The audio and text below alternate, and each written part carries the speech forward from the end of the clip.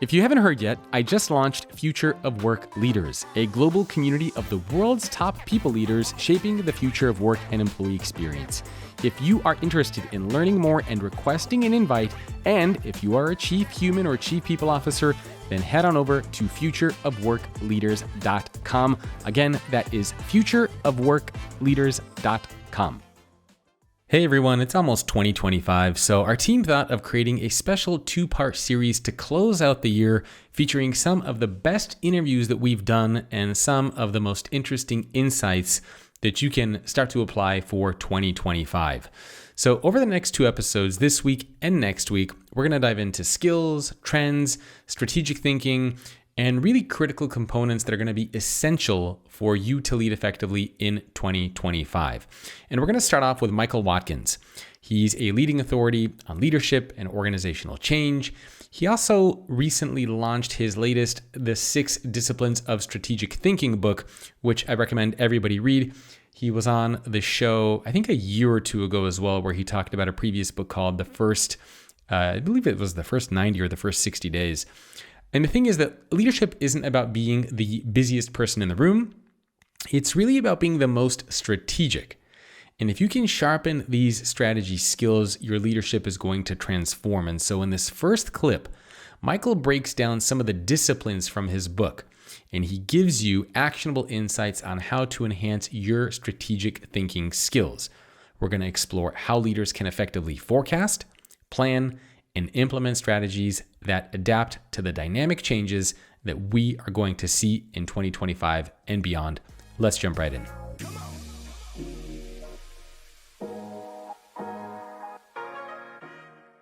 How would you explain what strategic thinking is? Because earlier on, you alluded to something which I thought was interesting, is that a lot of leaders get to leadership roles, maybe even to CEO positions, because they're good operators, but they're not necessarily good strategic thinkers.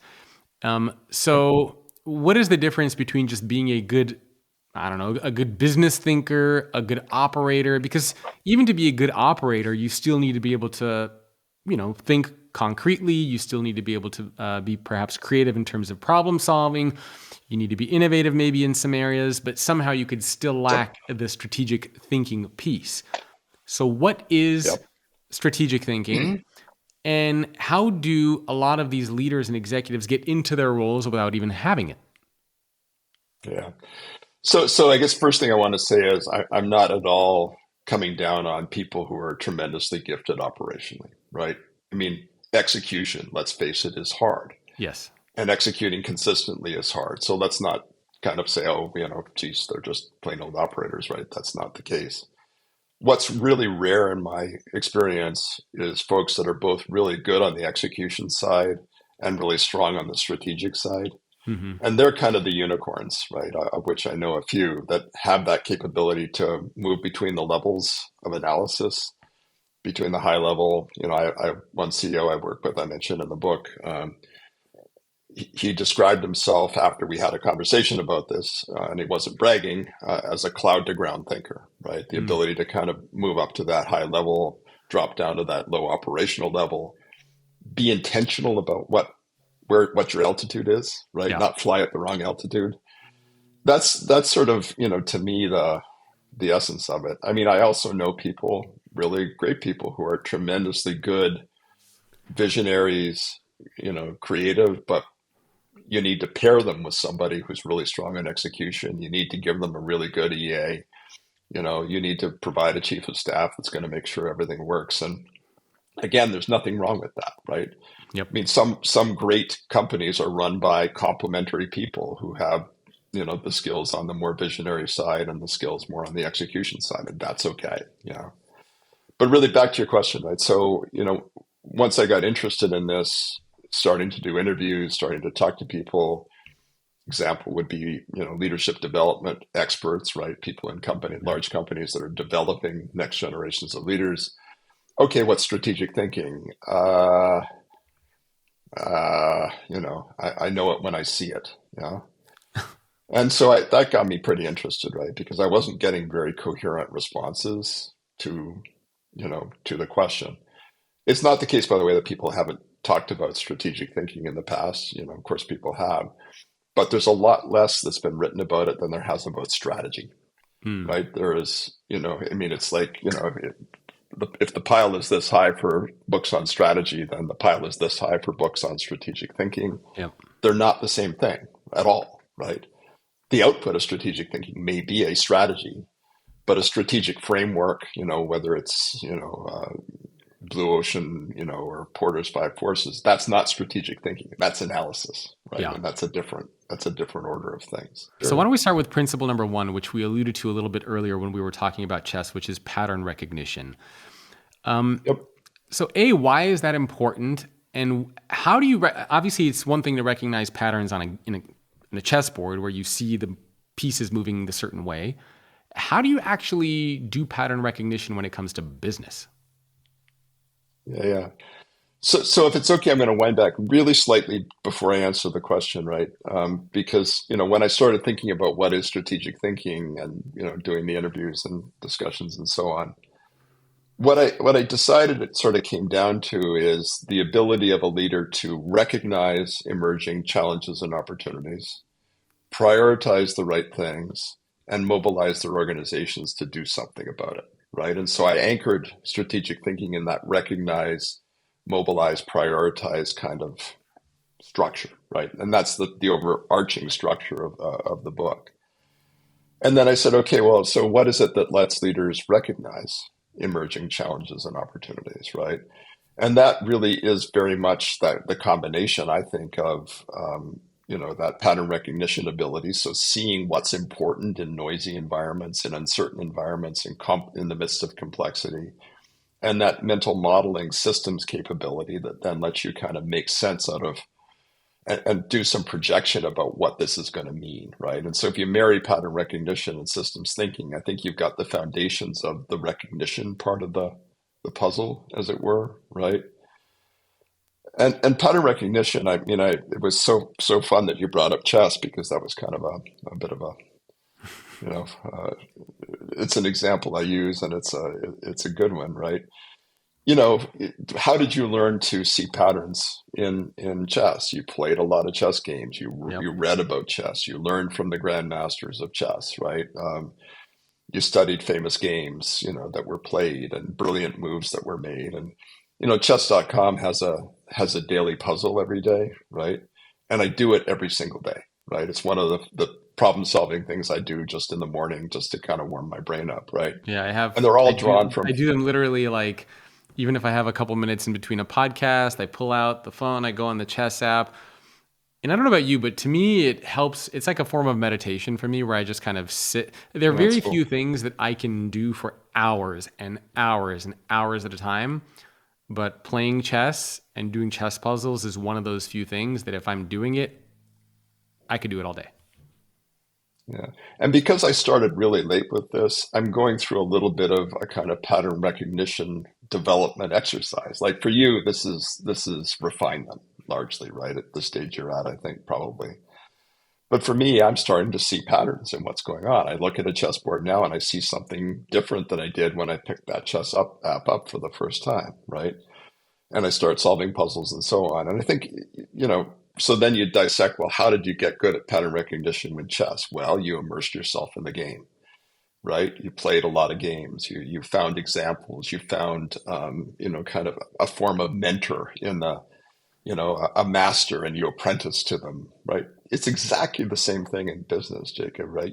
To become effective at strategic thinking, you need to immerse yourself in a domain and focus on understanding the foundations of that domain and building up a notion of what patterns exist or tend to exist there so that you know that, hey, this is really not relevant. It's not going to take us anywhere. It doesn't matter. And this is, wow, we better pay attention to that because if we don't, checkmate is coming Yeah. within a few moves, right?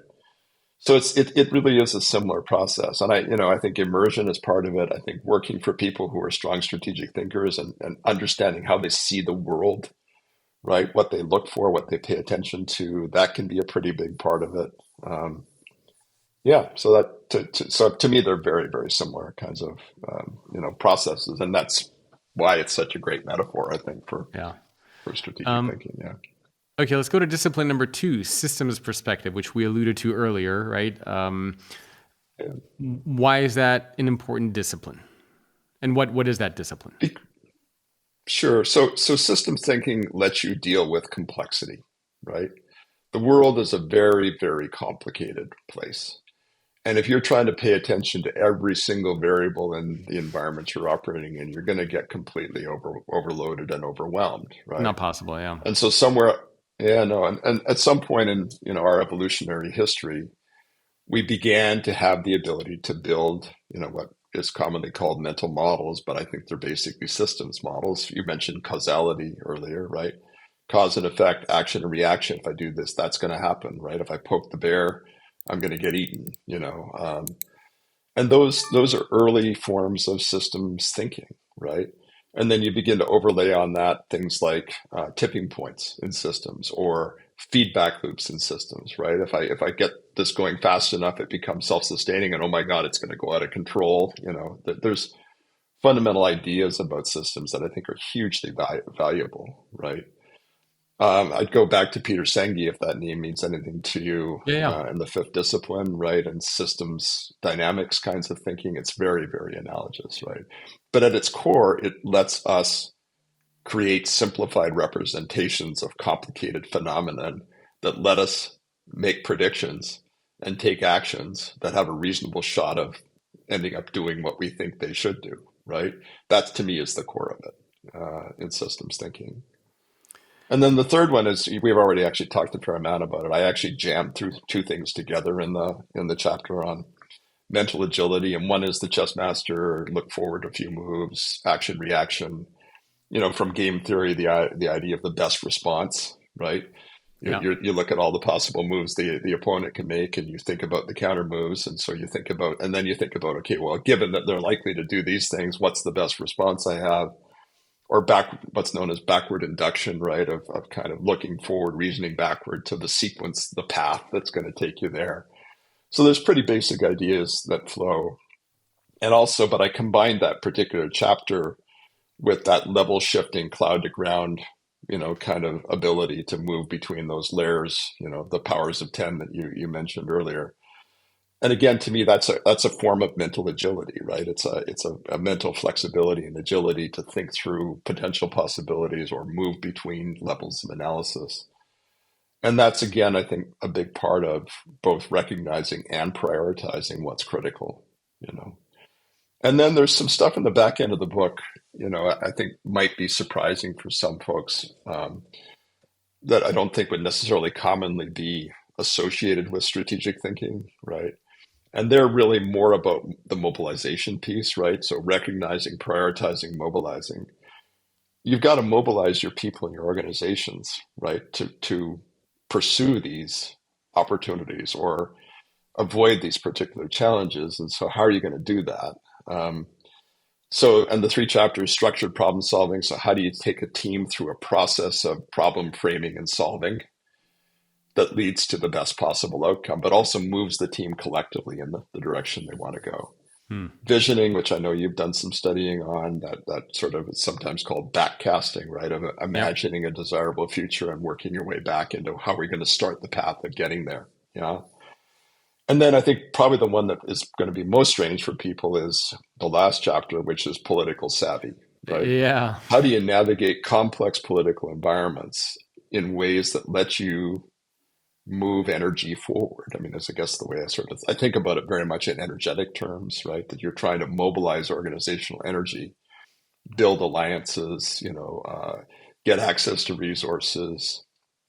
One of the CEO that's mentioned in the introduction, he's just absolutely masterful at, doing deals. You mentioned negotiation earlier that no one thought was possible to be done, right? Because he's got this incredible sophistication in thinking about stakeholders and thinking about political agendas and thinking about what how do we craft a deal that's acceptable? What's the right sequence to do things? So to me, that's kind of a core, those 3 things: the structured problem solving of moving your team forward, the visioning to mobilize the energy of your people, right? The political savvy to navigate, get access to resources, navigate the deals that you need to do. those three things are the mobilization part of strategic thinking in the way I sort of conceptualize it. Next up, we have Seth Godin, who I know needs no introduction. He's been on the show several times, but he has a brand new book out that came out a couple months ago. And in this clip that you're about to hear, he's going to be talking about the difference between strategy and planning in today's uncertain business environment. And Seth argues that real strategy isn't about following a set path, it's about preparing for multiple outcomes and staying adaptable in the face of uncertainty. This is something I talk about quite a lot on this show as a chess player, thinking about those multiple outcomes and scenarios. And he has some very compelling thoughts on why leaders need to think beyond traditional planning to truly make an impact. So this discussion will really help you understand how to develop strategies that allow for flexibility and responsiveness.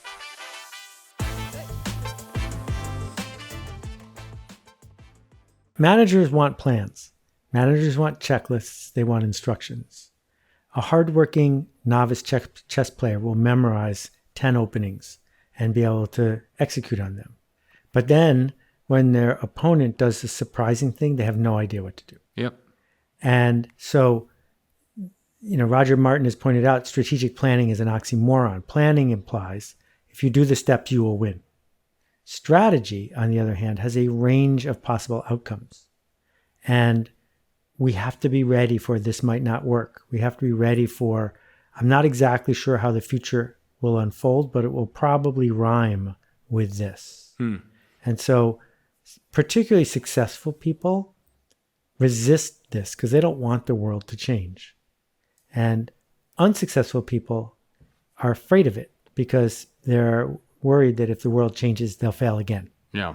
And the way I view it is the world is going to change. In fact, this is as normal as it's ever going to be again.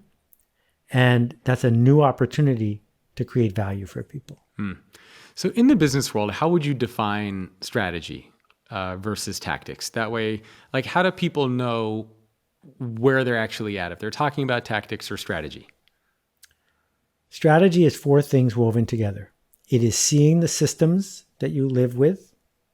It is playing the games that are around you. It is empathy for the people you serve. And it is a respect and embrace of time, because tomorrow is going to be different than today. So a strategy is, I'm going to plant these seeds on this hill because 20 years from now, I need a forest. Yeah. Whereas a tactic is, I need a sharper shovel because this hole isn't deep enough. Yeah. I like that vision. I like that analogy. I like that one a lot. So a couple minutes ago, you mentioned that strategy is really important now because there are a lot of change agents. There's just a lot of stuff happening. What are some of the big factors that you think leaders and business professionals in general need to be paying attention to as far as what those change agents are? So an agent of change is something that impacts an entire system. And if you're newspapers 25 years ago, Craigslist is an agent of change because Craigslist shows up and steals the classifieds. Once the classifieds are gone, newspapers, many of them, go from making profit to losing money every day. So one shift to the system can change lots of things. And the two biggest change agents that I see of our time, I'll pick three. One is boomers are fading. We're disappearing. We took the world stage for 50 years, and now we're going away. Number two is artificial intelligence, which is the biggest shift to our world since electricity. And number three is climate. And those three things are going to change every system we know of. And if you're comfortable with the old system, you're going to have to shift because the new system is going to be different. Yeah. Maybe we can unpack those a little bit. So let's start with boomers. Why is that such an important aspect? Is it because that we're seeing an aging workforce and we're seeing a lot of that institutional knowledge and expertise exit the workforce? Is that kind of the main driver there? Well, culture is invented by systems to maintain stability. Culture is how they protect themselves. Boomers drove the culture. So you get in an elevator today, you're going to hear music from 1968. You're going to hear music from 1979. That was not true a couple generations ago, right? That the iconography, the movies we talk about, the stars we engage in, the business practices, they were all perfected and honed by people who were born between 1950 and 1965. And they stuck around longer than previous generations have stuck around. So when those fade away, a whole new generation comes along and says things like, I'd rather have a phone than a car. That's spectacular shift. So let's just talk about that for 1 second. What did Walt Disney do? Walt Disney looked at the invention of film and said, this is a change agent. And he went ahead and started making movies. And then he saw the invention of the car, and he realized that would lead to amusement parks, because you can't have an amusement park that's hard to get to if you have to walk there, right? Yeah. And so when you see these shifts coming, the third time he did it was with television. You see these shifts coming, you realize a little shift changes a lot of things. Yeah. And so when a whole generation says, I'd rather have a phone than a car, that means that people are going to start ordering in from Uber Eats instead of visiting a restaurant. It means all of these things start to shift. And if you're a leader, you shouldn't be surprised by that. Yeah, yeah. Okay, so the boomers, it seems like the big impact there is cultural. And by the way, some of the stuff I think we could argue is good, and some of the stuff is maybe not as good, or not. Organizations and leaders shouldn't adapt to every aspect of a new generation that enters the workforce. Correct. In other words, what do leaders get wrong most when it comes to strategy? Because in chess, there's a saying that having a bad strategy is better than not having a strategy at all. I'm not sure if you would agree that that applies to the business world as well, but where are the mistakes that we see? The biggest mistake is assuming that your list of tactics and plans is your strategy. It's not. That a strategy isn't something a committee carefully polishes up, filled with buzzwords that you put on the side of the elevator. Strategy is your compass, the thing that you're betting on that the system is going to push forward.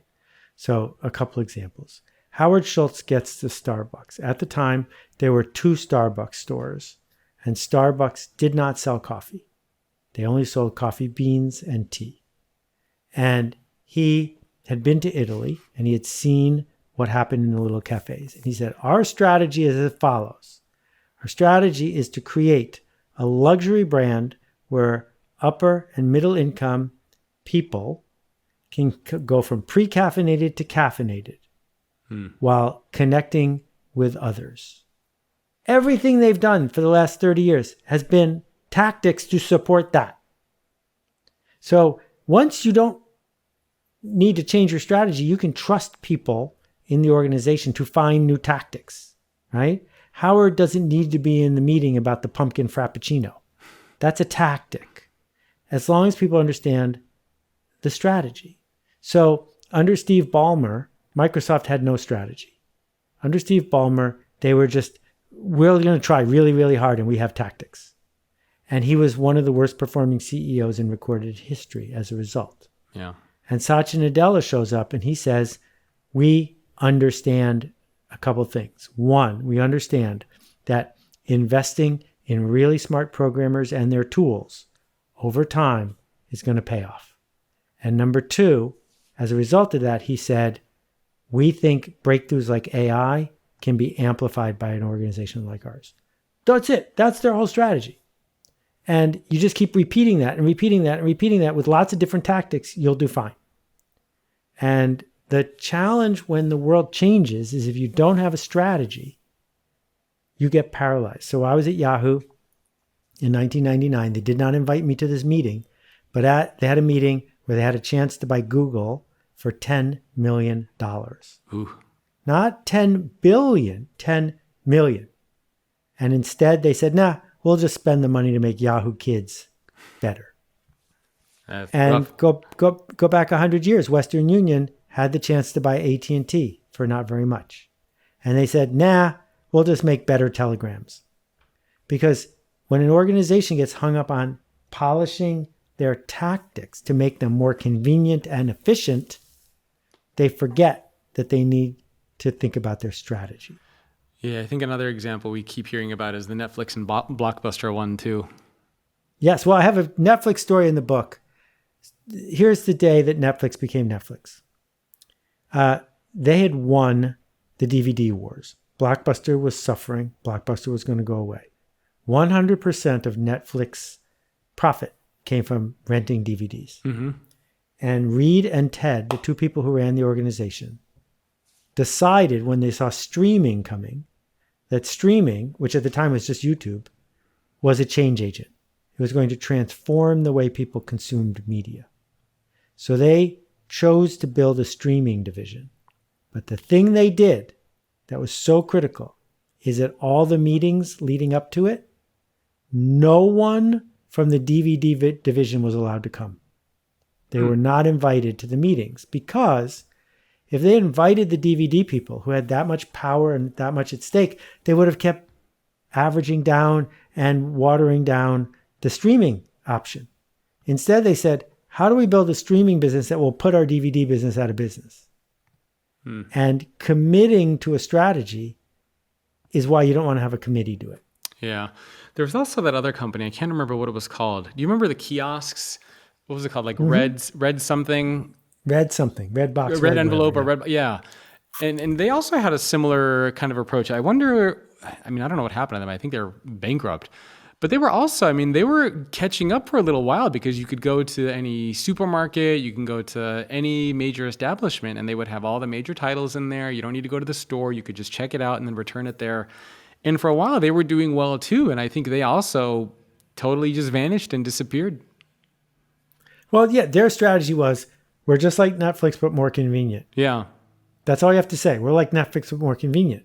But if Netflix switches their strategy, how can you be more convenient than all these movies streaming? You can't. So you need a different theory, a different game to play going forward. So how do you know if your strategy is going in the right direction? Because, we talked about kind of what the strategy is, but, I know we keep talking about chess, but even in chess, there are lots of times where you have a strategy and it's wrong. You end up losing the game. You miscalculated something. You saw something that you thought was there and it wasn't. So as a leader, if you're putting together a strategy, are there signs or things that you pay attention to help you know if you're moving in the right direction? Okay, so the way you can tell if someone's a good surfer is they pick good waves. It doesn't matter how skilled you are. If you pick bad waves, you're not going to be able to surf very well. And once a surfer is on a wave, they have decisions to make. And they involve go left, go right, or give up on this wave and go get another one. And the same thing is true here. That if it's not getting better, but other people are finding traction, you need to say, well, what assets am I building? And is building these assets, in the case of chess, if I'm strengthening my rooks and bishops on the king side, is it getting me closer to what I seek? And if it's not, you got to ask, what's going to change that will make it worthwhile? And if not, get off that wave and go look for another one. So how do you figure out what's realistic versus not realistic when it comes to strategy? Because to your point, right? I mean, somebody's sitting in a room making a decision and they're thinking like, yeah, we could go after Amazon or not. Yeah, we could go after Blockbuster or not. Like, how do you figure out what is just pie in the sky, unrealistic versus, wow, we got an actual shot at this? So most people listening to this have been on a camping trip. And the lesson is super simple and very hard for kids to learn. Don't try to build a fire with logs bigger than your kindling. If you don't have enough kindling, you can't light that log on fire. And so what we're looking for are, what are your resources? What can you afford to be wrong about? Where can you lean in 100%? If you have to go after strategy 40%, complaining the whole time you don't have time or money, you're going to fail. Pick a smaller thing. And, in the climate thing, I worked for a year and a half as a full-time volunteer on the Carbon Almanac. And a lot of people who see the climate problem say, we got to fix everything all at once. This is the biggest problem of our life. And I would say things like, if you and 20 parents got together you could make it so that your high school cafeteria had meatless Monday. And if you could get the cafeteria to have meatless Monday, it would work. And then you could have meatless Wednesday. And then you could teach people at other high schools how to do the same thing. And then you have enough kindling to do that. You don't have enough kindling to get JP Morgan to change its investment strategy. So we need to plant the seeds so that a year or 2 years or 5 years from now, we're glad we did. Would you say it's fair then to say that you should go in, if you can afford to be wrong, you should go into whatever that is if you can afford to be wrong? Is that fair kind of? I wouldn't say should. Okay. I would say reject any strategy where you can't afford to be wrong. Okay.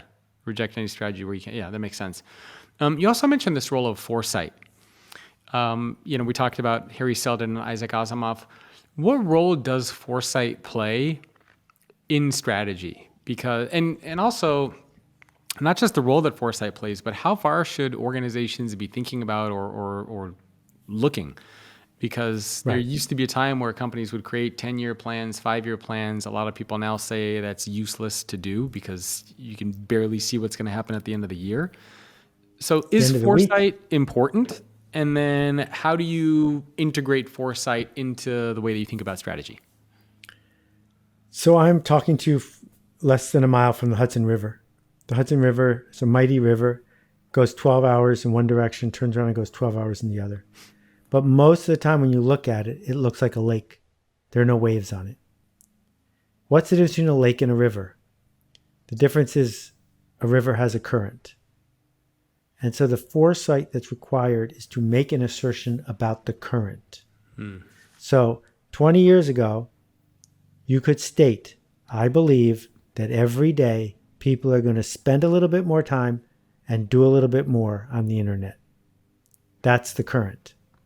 That anybody who is fighting against that and insisting that people spend more time sitting quietly, isolated from others, reading a paper book, I don't know if that's good foresight.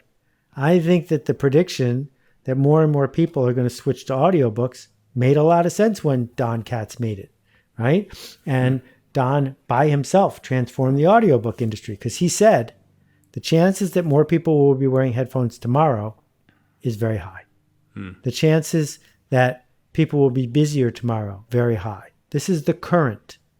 And if you have a choice, paddle with the current, not against it. If it's important, realize you're paddling against the current and plan for that. Okay.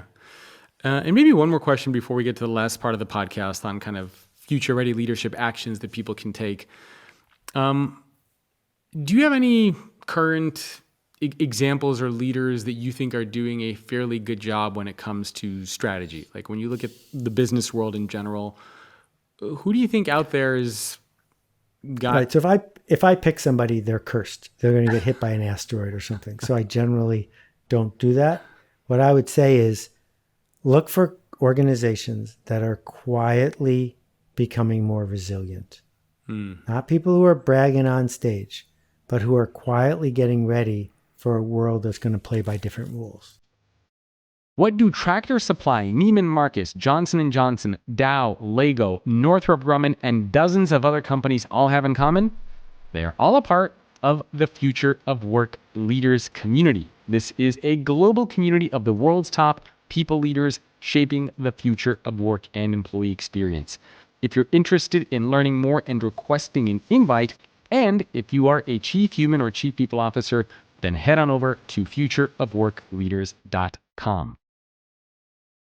Next up, moving on from Seth Godin, we have Nicholas Bloom, who examines the practical effects of remote and hybrid work on productivity and company culture based on a lot of the research that he's done. He's one of the foremost experts in this space. We had a fascinating debate and discussion on remote and hybrid work. And by the way, any of these episodes, you can just Google the name of the guest followed by my name, and you'll find the full links there. And in this clip that you're about to hear, he compares multiple work models and how each one affects employee performance and well-being.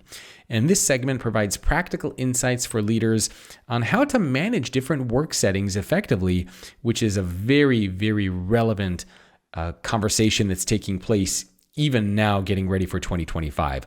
So let's dive right into his findings and see what lessons we can apply as we navigate leadership more effectively for 2025.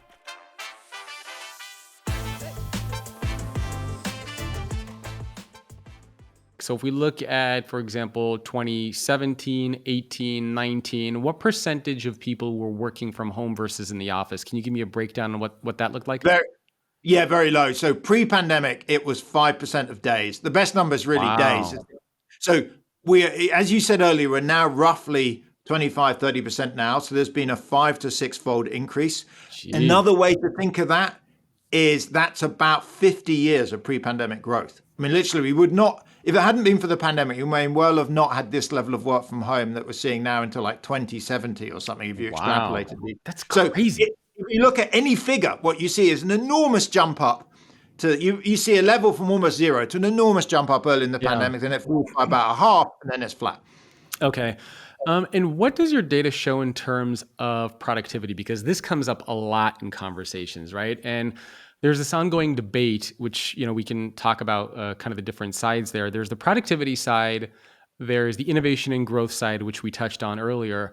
And there's also a lot of stats that are coming out around mental health and well-being. Now, I'm less, how should I say, less supportive of those stats because I don't think that a lot of loneliness or a lot of the negative aspects of working from home can be purely attributed to the organization. I think there's a lot that goes into how you manage and lead your own life and what happens outside of work, and if you have a community and if you have friends and a social circle. So I agree that working from home all the time can contribute to that, but I don't think it's fair to put all of that blame on the organization saying, well, because I work from home, therefore I am lonely, therefore I am struggling with mental health. I think we're all, responsible adults, and we have more control and agency over how we live our lives. So I don't think it's entirely fair to put the blame fully on the company. But why don't we start with productivity first? What does your data show in terms of being productive in the office versus from home? Sure. So here it's really critical, as we talked about earlier, to separate hybrid from fully remote. Yeah. So let's just start with hybrid. So hybrid, it's about flat. So, hybrid based, classically we're thinking in the office Tuesday, Wednesday, Thursday, work from home Monday, Friday. For 3 days in the office, 2 days from home. Yeah, something like that. Okay. That's vanilla. Like vanilla ice cream is the most popular flavor. Probably only 20% of people eat it, but it's like hybrid 3 days into it. So why is that flat? Well, there's obviously negatives. You're just less in the office. Offices are good for mentoring. They're good for, sharing ideas, for building culture. So that's obviously negative on it. The positives on a hybrid are that one, there's less commuting. Average person saves about an hour a day. Some of that time they actually work, some of that they sleep more. The other is there's evidence of what's called the benefits of quiet time at home and what's called bursting. So actually it looks like innovation's kind of maximized if you have some time together and some time to reflect. Net of all of that in the studies is hybrid is about zero. It's neither better nor worse. And I've looked at, I could bore you endlessly about various papers on this, but roughly, I don't think it's a huge surprise that having 2 days a week work from home is on net zero. Okay, so hybrid, so just to recap, hybrid productivity is flat. It doesn't matter whether you're in the office full time or you're hybrid, your productivity is around the same. Yeah, conditional on this being properly organized. So Pretty big caveat here is that when folks come in, they come in on the same day. Bad hybrid is like, I'm in Monday, Tuesday, you're in Wednesday, Thursday, Friday. You missed each other and yeah. Yeah, so I would say what I call organized, well-managed hybrid is about flat. Okay. Then on fully remote, there's an enormous range of estimates in the literature from minus 30% to plus 13. Wow. The mean is maybe minus 10. Why is the spread so big? It depends. It's really sensitive to how well you manage it. So you're going to get minus 30, maybe even minus 40, 50 if it's badly managed. It's like early in the lockdown. It was done at speed, chaotic, no systems, no training. That is just disastrous. And that is very costly. At the other extreme, you can get maybe 0 to positive numbers if you're like GitHub and you're dealing with a bunch of 30, 40 somethings that are already trained, that are very efficient. You've been doing this for 10 years and you're a ninja at fully remote. I would say for a typical firm out there that is not GitHub, you may be looking at minus 10%. You then would ask, I get asked a lot, then why on earth would anyone do it? coming back to discussion earlier, the reason you do it is even if you're minus 10% on productivity, for certain roles, you may find you're minus 30% on costs. So it's really like, again, coming back to many organizations, it's not that most people are remote. It's that, HR, payroll, data entry, these kind of roles become remote. Okay, so let me just recap, because I think this is really interesting for people to know. And what about fully in the office? I mean, is that, I guess it's hard to say you're more, because that's the baseline, right? So. Yeah, the reason fully in the office is kind of died. So just to give you another number, very few people are now fully in the office amongst managers and professionals, is they don't really like it. So the numbers we get is something like, people basically, I've done surveys, tens of thousands of Americans, they say they value being able to work hybrid about the same as an 8% pay increase. Look, you're a firm and you say this thing, it has no effect on productivity, but my employees really like it. Why don't you just do it? Because it just, makes it easier to retain and recruit. So hybrid is so dominant, not because of productivity. It's because it's dominant because basically it's retention and recruit. Do you think it's interesting that, and this is one of the things that boggles my mind, right? I mean, the relationship between an employee and employer is, as an employee, you sort of commit to the organization that you have a certain set of skills, that you can do a job, and the company basically hires you, they pay you benefits, all that sort of stuff.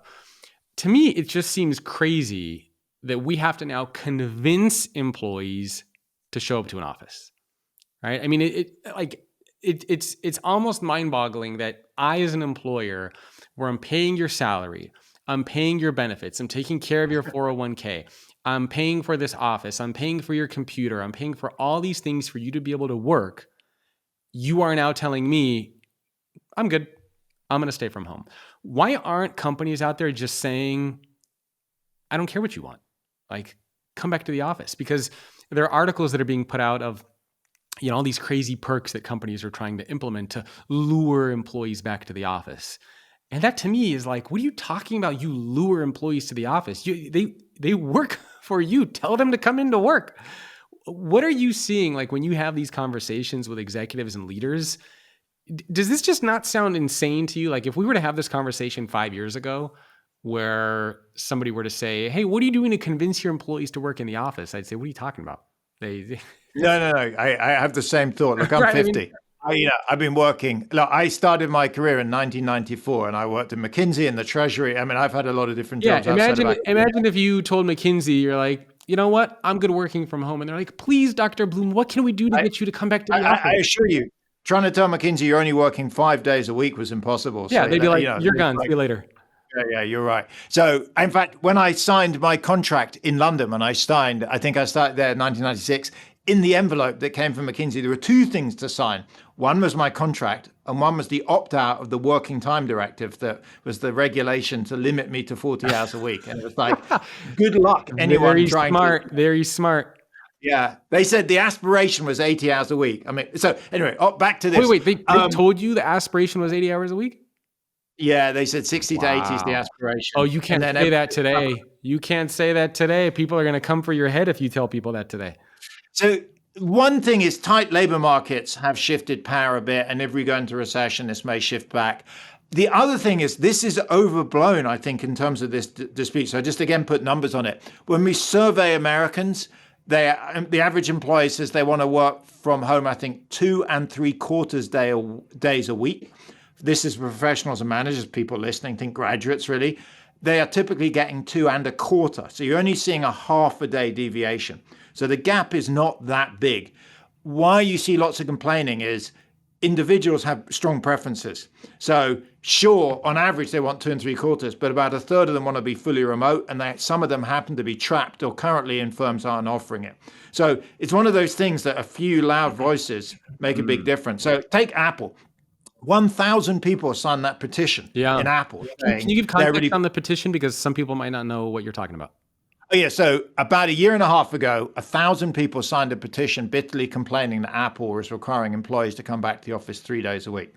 So I actually flipped it around thinking I was amazed. Only 1,000 signed it. We know from our data across the US, 20% of people actually want to come in every day. 50% want hybrid and 30% want to be fully remote. So take the 30% that want to be fully remote Apple has 150,000 employees. 30% of that is 45,000 people. So my guess is there are about 45,000 people at Apple that would love to be fully remote. The issue is there's 105,000 that want to come in at least one day a week. So what Tim Cook did, I think, is pretty reasonable if you're going to have one size fits all. You could debate and say, look, maybe you have some remote teams, some hybrid teams, some in person. His view at that time was just going to have one role, one setup for all managers and professionals. My advice to employees, if you really want to be fully remote, is either find a different role in the same organization or maybe change jobs. Now, labor markets are still pretty good. It's a bit like, the weird thing is what happened is we all had the same setup in 2019. Everyone basically came in every day. Suddenly this new thing called remote work happens, which I'm a big fan of. I mean, I like it. I work from home 3 days a week, but it varies a lot. And it's kind of like, if you want to live in New York, don't work for a firm that's operating in Cleveland. Quit that firm and go work for a firm that's operating in New York. If you want to be fully remote, there are many fully remote jobs. It just may not be your current employer post-pandemic. And so that's why the Great Resignation happened. There are a lot of people that discovered they were just a mismatch for their employer and moved. And over time, that's settling down. The one piece of advice for employees that makes me slightly nervous of going to fully remote jobs actually in the US right now is the combination of AI and offshoring. Yep. Those two in the near term aren't a big threat, but particularly if you're doing a very repetitive job, think call center, which I doubt many of your listeners are, but if you think of call centers, data entry, that might be a fully remote job in the US now. 5 or 10 years, it's less obvious. If that's not done by AI, it won't be done, by someone in Mexico, Brazil, Philippines, etc. But it's also, if you're working from home full time all the time, part of me wonders, right? I mean, when the labor market expands a little bit and we have more of a talent pool, during the pandemic, a lot of employees, because the labor market was so tight, they were asking for more money, more equity. They were, they were kind of, it was a land grab, so to speak, to take as much as you can for whatever company is going to hire you. And so part of me wonders when talent becomes a little bit more plentiful in the coming years, if it does, and when companies go through layoffs like we're starting to see, the first people that they're going to lay off are going to be those people who asked for more money, who wanted more from the business, yet who are not willing to show up. So to me, it's sort of in your best interest, especially in this present climate, to not kind of rock the boat too much, right? I mean, it depends on what your personal goals and aspirations are, but I would hope and imagine that a lot of people do want to progress in their roles. And I've never met a senior executive or a CEO or any senior leader at any company who's ever gotten to where they are by never stepping foot into the office. So part of me wonders if we're going to be hurting ourselves as an employee, as an individual, by demanding and asking to be working from home full time. I mean, how can you possibly get promoted into a leadership role where you're responsible for motivating and engaging and inspiring others when all you do is stare at a screen? How are you going to learn leadership development? How are you going to learn all these things if you don't have that physical presence? So I'd have a more nuanced take on that. It depends what the alternative is. So on the layoffs, I think it depends on how much you cost. If it turns out, look, if I'm a manager and there's a work from home group and they cost because there's no offices and they're on Mississippi pay versus California pay, I need to compare costs and benefits. So I think in terms of career, it depends what the alternative is. Look, for my kids and my undergrads, I generally advise them to go hybrid. Yeah. If, for example, you're in some really rural area and you have a spouse and you can't move, or you're, looking after young kids, or you're living in, in Mexico and you can't access US labor markets, and maybe fully remote is your best bet. You're right. Your rate of learning is probably lower and it is very hard to learn management skills. But it may be, look, I have young kids. I decide I'm not going to go in every day. I do fully remote for 3 years. If you think of, my mum did some remote work for a bit. And then, I'm one of 4 kids and both my parents worked. For a period, she was remote. In the end, at least she stayed in the labor market. You're right. It was not as progressive. Yeah. So I think if you're a 20-something, you're able-bodied, you can go in every day. I'd probably advise going 3-4 days a week. And it depends what the alternative is. Thank you for tuning in. And as we wrap up today's episode, I hope the insights from Michael Watkins, Seth Godin, and Nicholas Bloom have really sparked some thoughts on the future of leadership for you as we approach the end of 24 and the beginning of 2025. Each perspective, from strategic thinking to embracing change to understanding the new dynamics of work environments, are really valuable tools for navigating our evolving professional landscapes. And so the key takeaway from all these discussions is not just about adapting to change, but actively shaping our responses to it, making sure that we're always moving forward thoughtfully and strategically. So thank you for joining us in this part 1 of 2 series. Part 2 will come out next week, where we will continue to explore innovative leadership strategies and insights. Don't forget to subscribe to the podcast or the channel. And until then, stay curious and motivated, and above all, stay future ready. I'll see you next week.